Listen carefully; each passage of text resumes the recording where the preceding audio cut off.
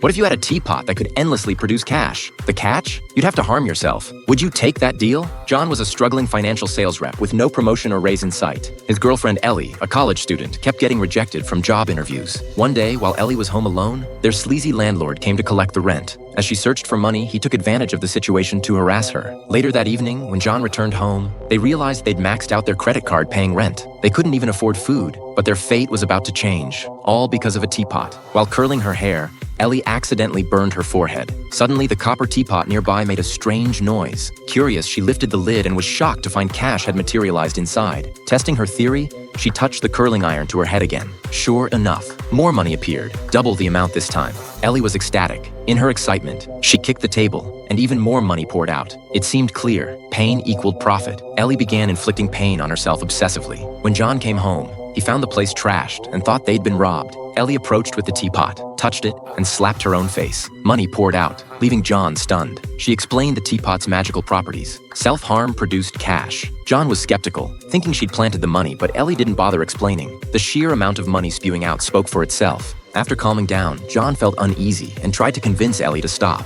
but she saw it as a divine gift they needed to exploit. The next morning, Ellie woke to find both John and the teapot gone, with just a note left behind. John had tried returning the cursed teapot to the antique shop, but it was closed. When he came back, they made a deal. Earn $1 million, then stop. Ellie agreed. They began their campaign of self-torture, Brazilian waxing, dental work without anesthesia, getting tattoos. They quickly made $200,000. One day, while counting their money at home, there was a knock at the door. Ellie quickly hid the teapot. When they opened the door, two bearded men burst in, knocking John down. One of them glared at John menacingly.